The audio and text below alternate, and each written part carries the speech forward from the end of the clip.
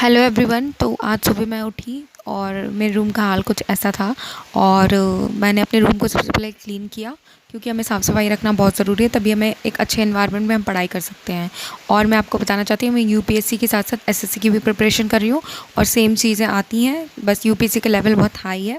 तो मैं यूपीएससी की मेरी ऑलमोस्ट प्रिपरेशन काफ़ी अच्छे से हो चुकी है और मैं एग्ज़ाम्स दे भी चुकी हूँ, बट मिस हुई हूँ कुछ पॉइंट्स से।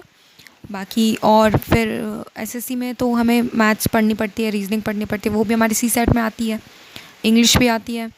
तो इंग्लिश के लिए मैंने वोकैब ब्लैक बुक से की है और रानी मैम से पढ़ा हुआ है, सोलंकी सर ग्रैंकर्स गुरुकुल वाले, उनसे भी पढ़ा हुआ है।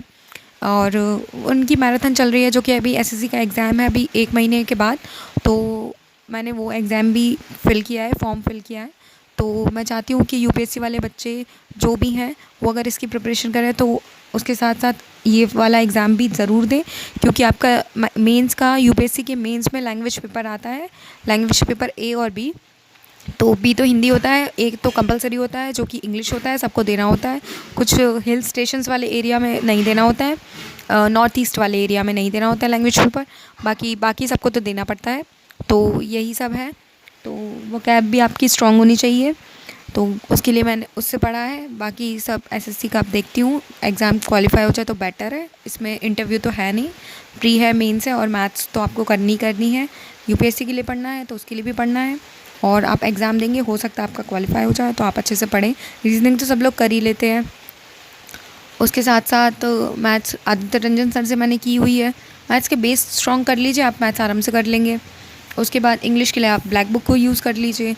बाकी यही सब है। तो अब मेरा एग्ज़ाम है 1 महीने बाद, देखती हूँ क्वालिफाई हो जाए तो बेटर है। और जीके के लिए तो आप जो यूपीएससी में पढ़ रहे हैं तो आपकी जीके तो बहुत स्ट्रॉन्ग होती ही है। थोड़ा बहुत करंट का है तो करंट देख लेना, नहीं तो कोई इतना इम्पॉर्टेंट नहीं है। बाकी 3 सब्जेक्ट स्ट्रॉन्ग रखिए, रीजनिंग, मैथ्स और इंग्लिश। और बाकी जीके तो जितना भी स्टैटिक पोर्शन है वो तो आप कर ही लेंगे। बस यही सब था बताने के लिए। तो ऐसे ऐसे पढ़िए। आपको मिलती हूँ मैं नेक्स्ट वीडियो में। मैं लाइव स्ट्रीमिंग भी करती हूँ, आप चाहें तो मुझे ज्वाइन कर सकते हैं। आई होप आप सबकी पढ़ाई अच्छी चलेगी और आप सब ठीक ठाक रहें, हेल्दी हेल्दी खाना खाएं और खुश रहें। Bye bye.